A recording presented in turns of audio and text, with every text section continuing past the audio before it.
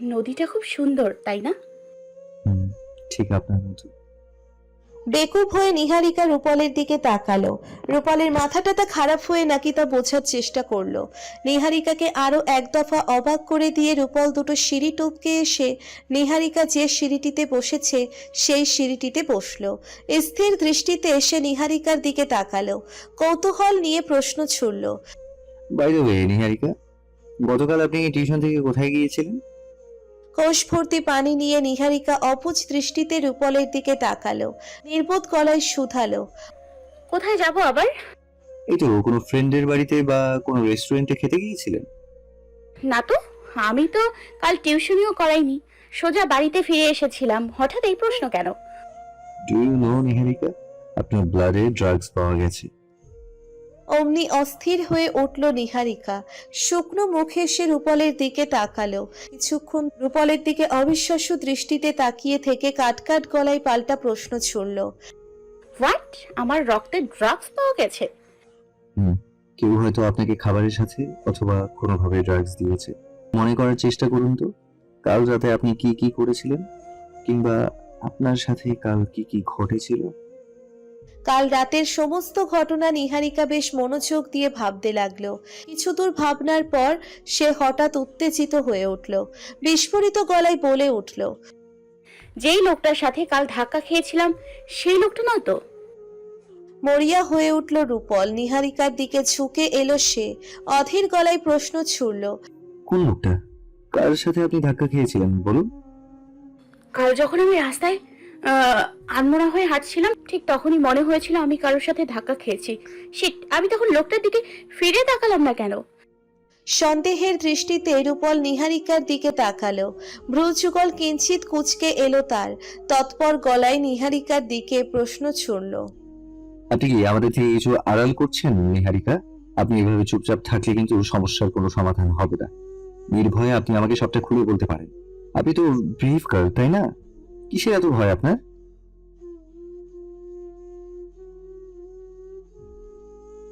আমার মনে হচ্ছে ওই লোকটা আমাকে তাড়া করে বেড়াচ্ছে রূপল। সেদিন আমার স্কুটির নিচে যে লোকটি চাপা পড়েছিল সেই লোকটি। আমার আরো মনে হচ্ছে এর পেছনে কোনো না কোনো ভাবে সবিতা আপুও জড়িত আছে। আপনি কি এই রহস্য উদ্ঘাটনে আমাকে সাহায্য করবেন রূপল? Why not? আপনি যেমন আমার দুসময় পাশে ছিলেন, আমি কেন আপনার দুসময় পাশে থাকবো না? থ্যাঙ্কসটা আমি এই সময়ের জন্য হয়তো তুলে রেখেছিলাম, ইকুয়াল ইকুয়াল করবো বলে। রূপলের নিবিড় দুচোখে তাকিয়ে নিহারিকা স্বস্তির আভাস খুঁজে পেল। তবে এর মধ্যে নিহারিকা বেশ ভালোভাবেই খেয়াল করলো রূপলের দৃষ্টি যেন আজ কিছুতেই সরছে না তার থেকে, বরং তাকে চাওয়ার গভীরতা যেন ক্রমশ বেড়েই চলেছে। এর কারণ খুঁজে পাচ্ছে না নিহারিকা, তাই ব্যাপারটায় ভীষণ অবাক সে। বিস্ময় কাটাতে রূপলকে এই সম্বন্ধে প্রশ্ন না করলেই নয়। যেই ভাবা সেই কাজ। গলা ঝাঁকিয়ে নিহারিকা রূপলের দৃষ্টি আকর্ষণ করার চেষ্টা করলো। আগ্রহী গলায় প্রশ্ন ছুড়ল। হেই রূপল, এভাবে তাকিয়ে আছেন কেন? কি হয়েছে আপনার? নিহারিকার ঘোরে ডুবে থেকে রূপল হঠাৎ মুখ ফসকে বলে ফেলল। হয়তো প্রেম রোগে ধরেছে আমায়। তাজ্জব হয়ে গেল নিহারিকা। এদিক ওদিক তাকিয়ে নিশ্চিত হলো রূপলের দৃষ্টি এখনো তার দিকেই সীমাবদ্ধ। আচমকা শুকনো ঢোক গিলে সে নির্বোধ গলায় শুধালো। সিরিয়াসলি, কার প্রেমে পড়েছেন আপনি? আপনার প্রেমে তো ভুলও নয়, সো ডোন্ট ওয়ারি। এখানে প্রেমে পড়ার মতো আরো সুন্দর সুন্দর জিনিস আছে। বেশ ভাব নিয়ে কথাগুলো বলল রূপল। বসা থেকে সোজা দাঁড়িয়ে গেল। অবিলম্বে নিহারিকার থেকে দৃষ্টি সরিয়ে সে শার্টের কলারটা ঠিক করতে করতে এদিক ওদিক তাকালো। যেন নিহারিকাকে চেনেই না এমন একটা ভাব নিল। ঠোঁটে হাসির লেশ মাত্রও নেই তার। গম্ভীর ভাব ফুটে উঠেছে মুখের সর্বত্র। রূপলের এই আকাশচুম্বী ভাব দেখে রাগে গা রিরি করে উঠল নিহারিকার। সেও বসা থেকে দাঁড়িয়ে গেল।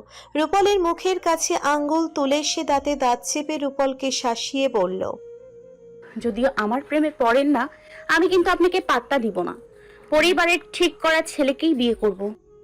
সঙ্গে সঙ্গেই নিহারিকার আঙ্গুলটা মুচড়ে ধরল রূপল। ভাবশূন্য দৃষ্টিতে সে নিহারিকার দিকে তাকালো। দাঁত গিজগিজিয়ে পড়ল। যদিও আমি আপনার প্রেমে পড়ি, তাহলে আপনি কেন আমায় বিয়ে করবেন না? Let me answer. আঙ্গুল মুচড়ে ধরে রাখায় ব্যথায় নিহারিকা ছটফট করতে লাগলো, তবে মুখে তা প্রকাশ করলো না।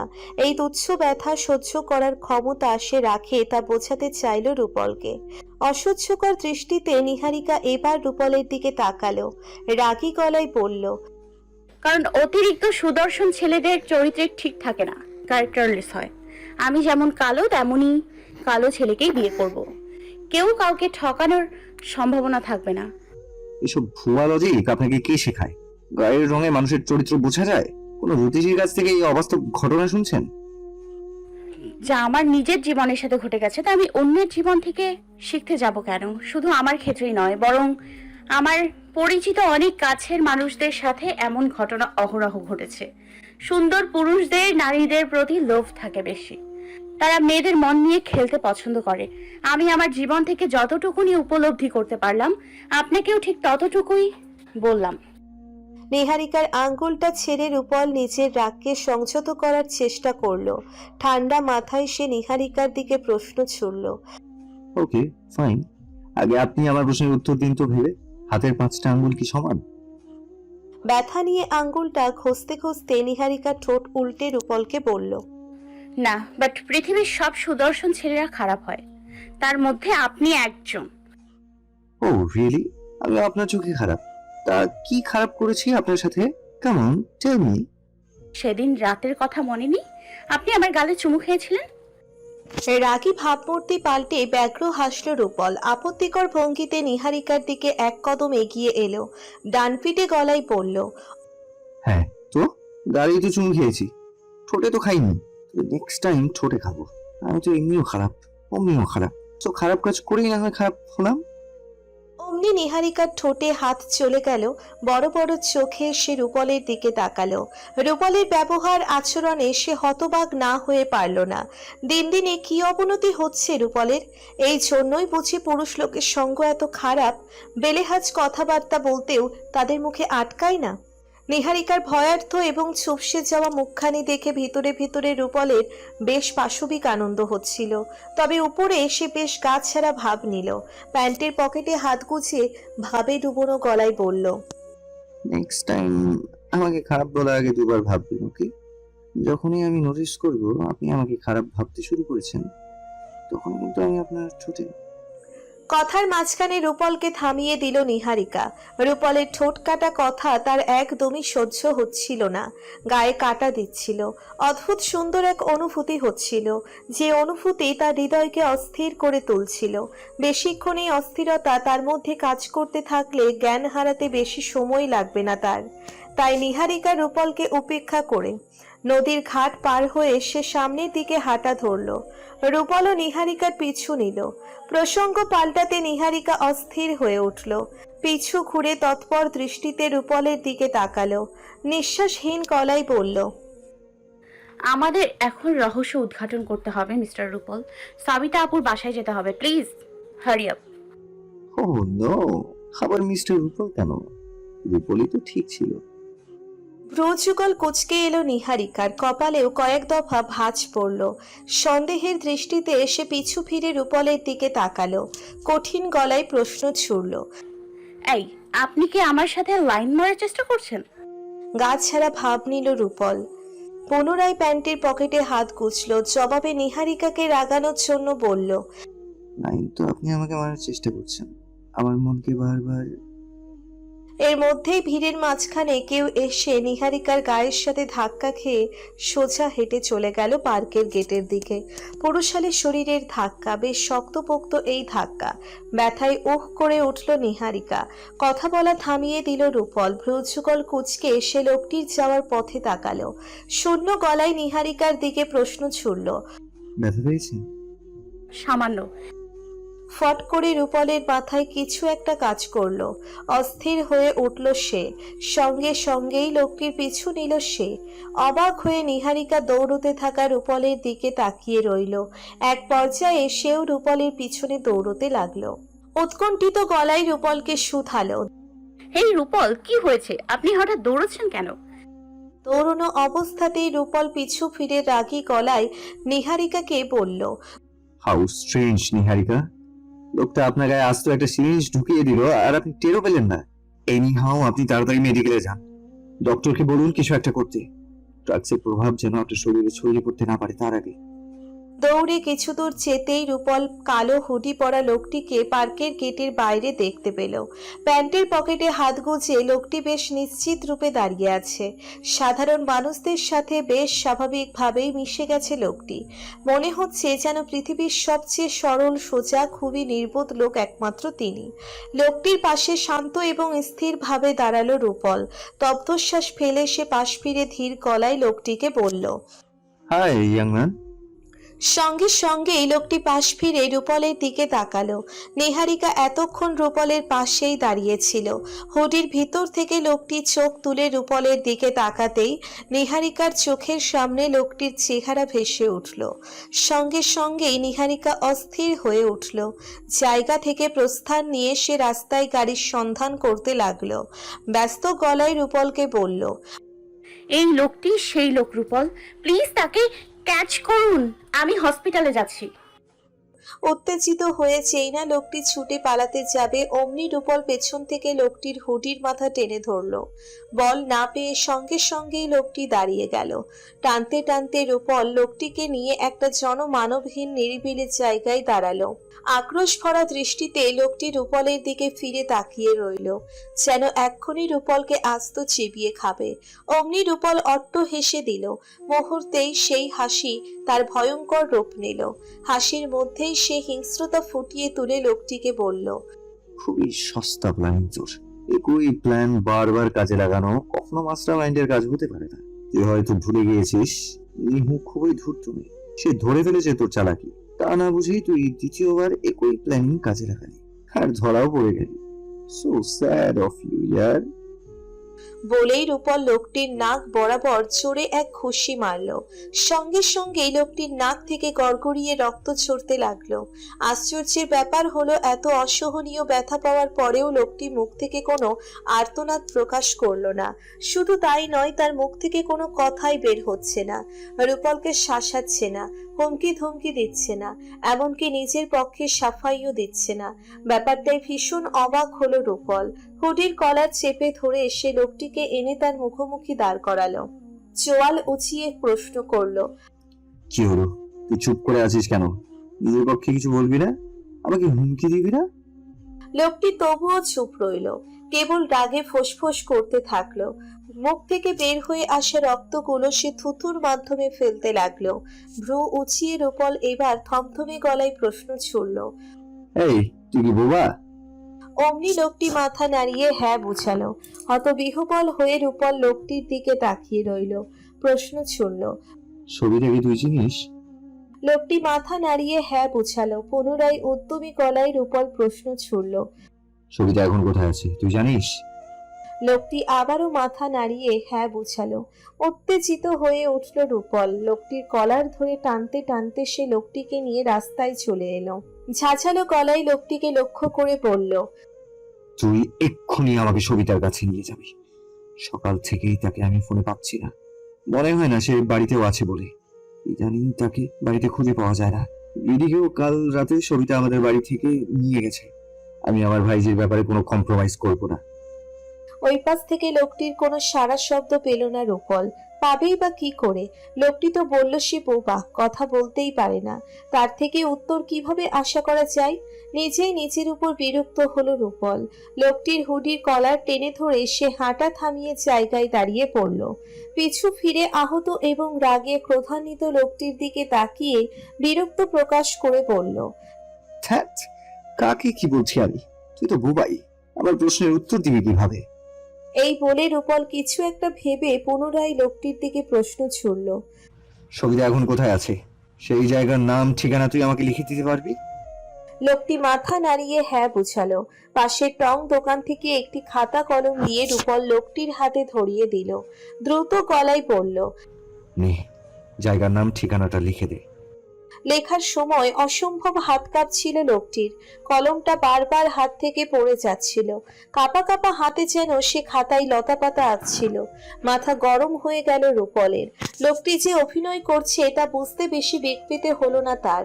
রাস্তা থেকে একটা অর্ধ ভাঙা ইট কুড়িয়ে রূপল লোকটির হাতের আঙ্গুল বরাবর চড়ে একটা ছ্যাঁচা দিতেই লোকটি মা গো মা বলে চিৎকার করে উঠল। তাজ্জব বনে গেল রূপল। হতবাক দৃষ্টিতে সে লোকটির দিকে তাকিয়ে রইল। অবিশ্বাস্য গলায় শুধালো, হেই, তুই এতক্ষণ নাটক করছিলি আমার সাথে? আর এক সেকেন্ডেও দাঁড়ালো না লোকটি। পালিয়ে যাওয়ার সুযোগ খুঁজে পেল। প্রাণপণে উল্টো দিকে দৌড়তে লাগলো সে। পেছন ফিরে লোকটি শ্লেষাত্মক গলায় রূপলকে উদ্দেশ্য করে বলল, পারলে আমাকে ধরে দেখা। নিজের জেদকে সংযত করতে পারল না রূপল। কেউ তার দিকে চ্যালেঞ্জ ছুড়ে দিলে সে ততক্ষণ অবধি শান্তি পায় না যতক্ষণ অবধি সে চ্যালেঞ্জে না জিততে পারে। আক্রমণাত্মক হয়ে রূপল লোকটির পিছনে দৌড়তে লাগলো।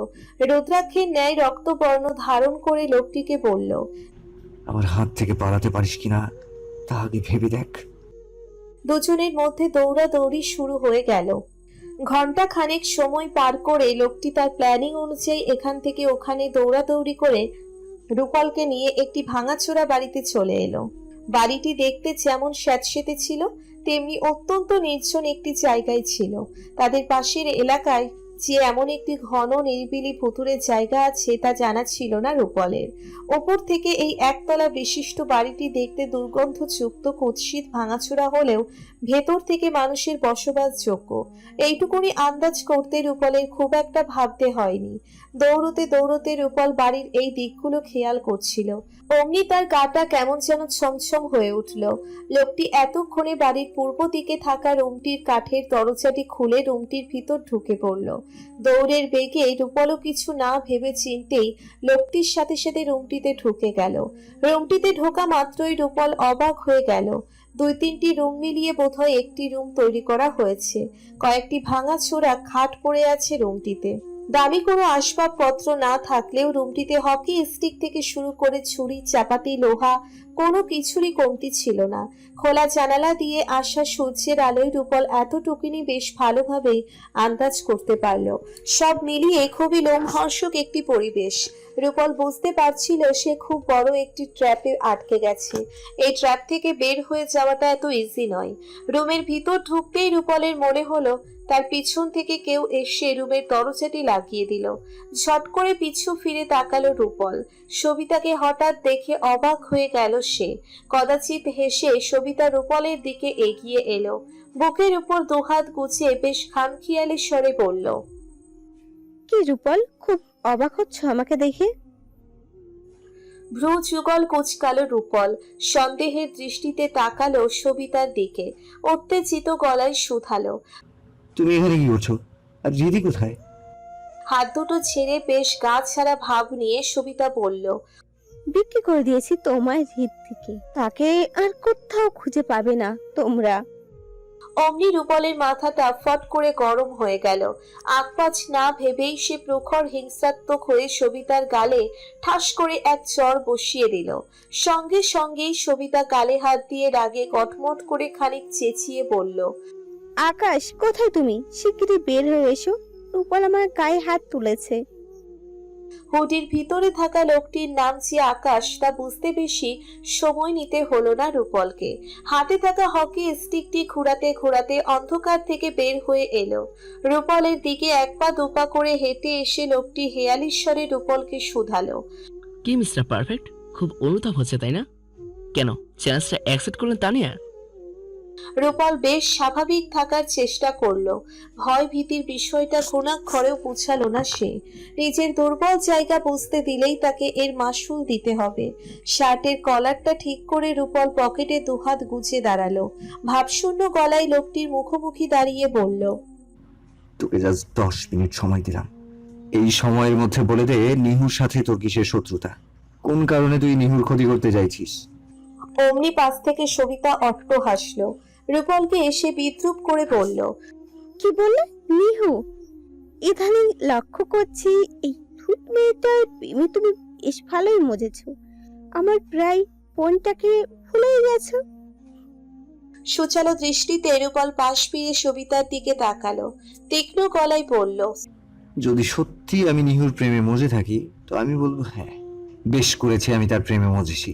যদি তোমার কথা সত্যি হয়ে থাকে তো আমি জোর গলায় বলবো তোমার বোনকে ভুলে যাওয়াটা হবে আমার জীবনের সবচেয়ে বড় আশীর্বাদ। স্তব্ধ হয়ে গেল সবিতা। রূপলের দিকে অবিশ্বাস্য দৃষ্টিতে তাকালো সে। বলল, তুমি সত্যি আমার বোনকে ভুলে গেছো রূপল? ভুলে যাচ্ছি বলেই নিহুর প্রতি তোমার এত ক্ষোভ, তাই না? ভাবছো নিহুর চালাকির জন্যই তোমার বোন ধরা পড়ে গেছে। ওই ছলনাময়ী মিথ্যাবাদী ফ্রড মেয়েটা তোমার বোন বলে তুমি তার হয়ে নিহু থেকে প্রতিশোধ নিচ্ছ। প্রত্যুত্তরে সবিতা হাউমাউ করে চিৎকার করে বলল, হ্যাঁ নিচ্ছি, কারণ আমি শান্তি পাচ্ছি না। প্রতি রাতে মনে হচ্ছে যেন সুহাসিনী আমার কানে কানে এসে বলছে তাকে তোমার চোখে ছোট করে শোধ নিতে, তোমার নিহুত থেকে প্রতিশোধ নিতে। তাছাড়া আমি এমনি এমনি নিহারিকার পিছনে পড়িনি। তোমার চোখে নিহারিকা খুব ইনোসেন্ট হলেও অতীতে সে আকাশের সাথে পাপ করেছে, তার শাস্তি তাকে পেতেই হবে। অমনি মনে হলো কেউ রুমের নড়বড়ে দরজাটি খুলে রুমের ভিতরে ঢুকে গেল। সবাই দৃষ্টি ফিরিয়ে পিছনে তাকাতেই দেখলো কয়েকজন পুলিশ সহ নিহারিকাকে।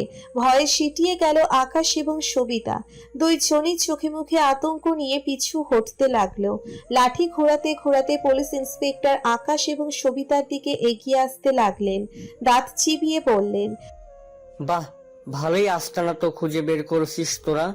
তোদের বুদ্ধিকে বাহবা না দিয়ে পারছি না আমি। রূপালও তখনই পকেট থেকে ফোনটি বের করে কাট করলো কলটি।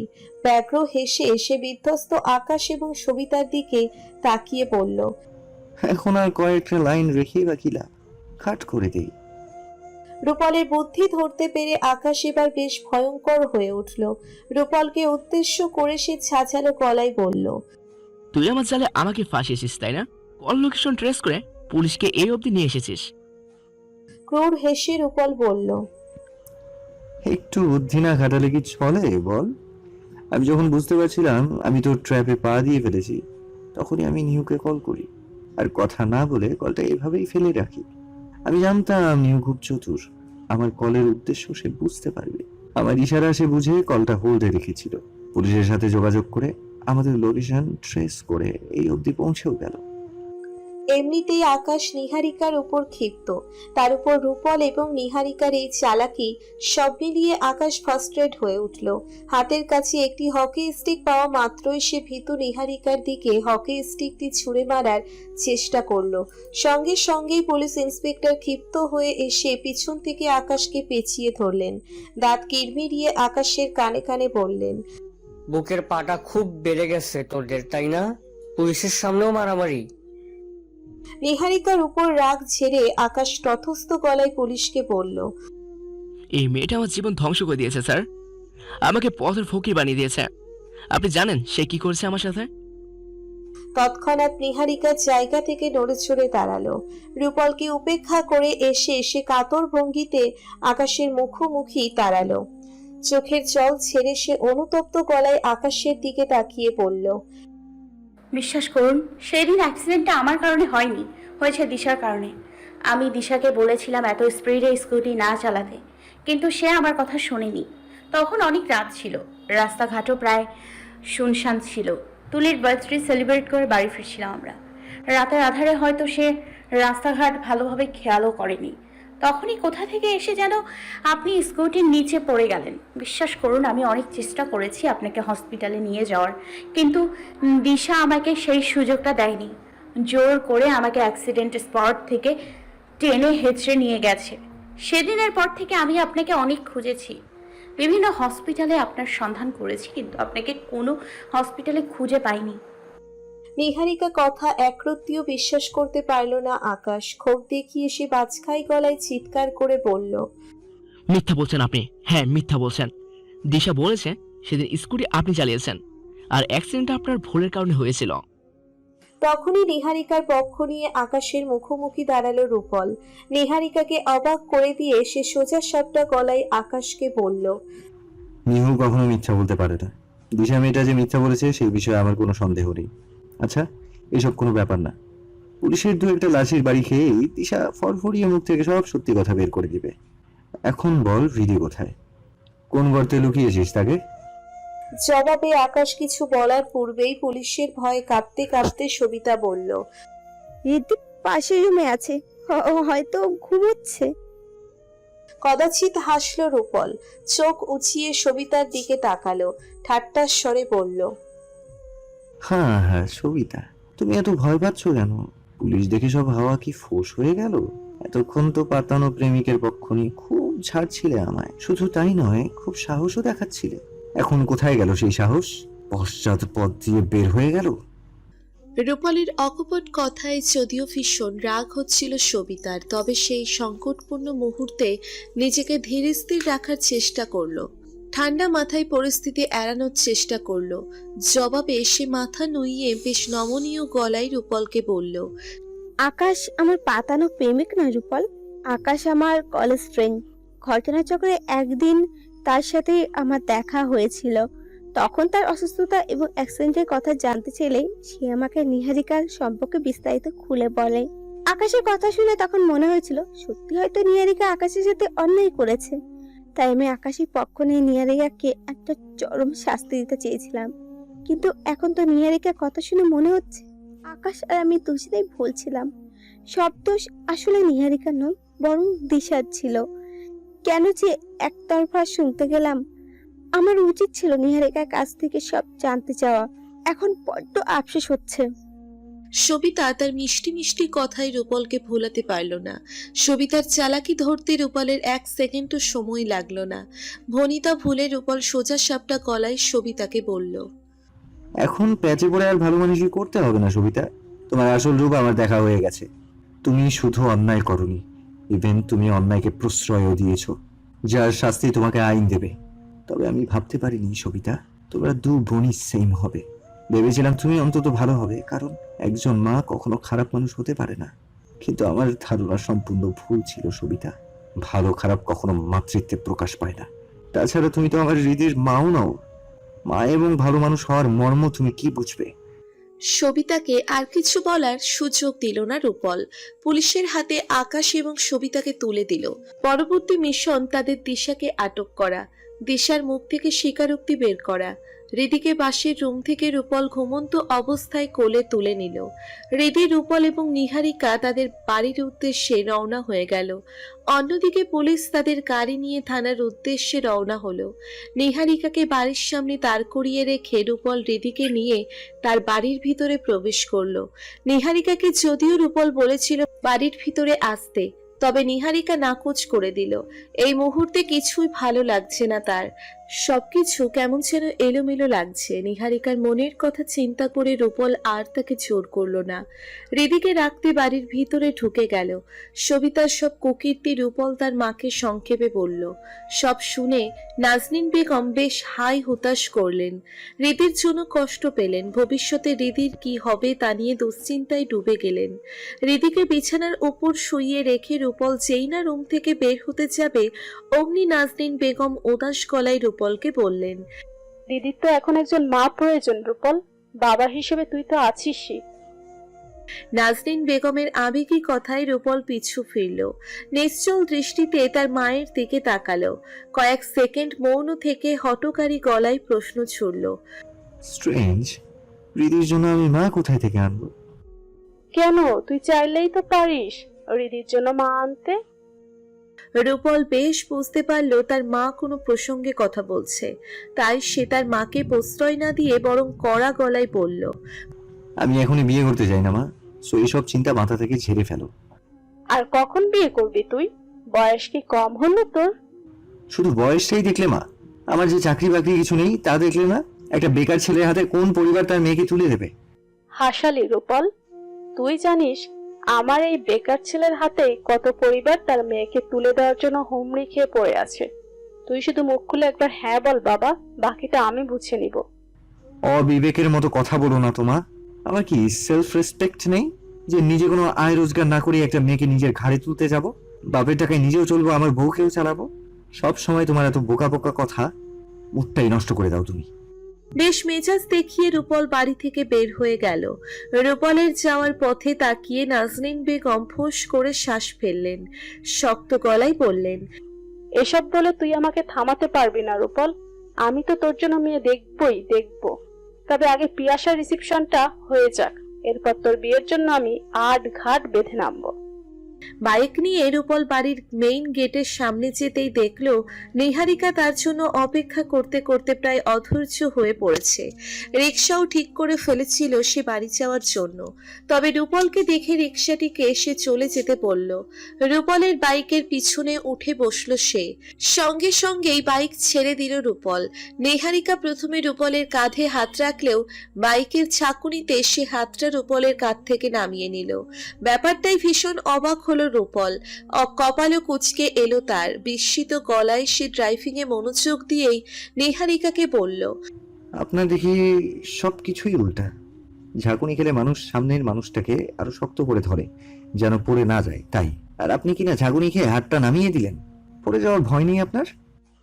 শক্ত গলায় নিহারিকা বলল।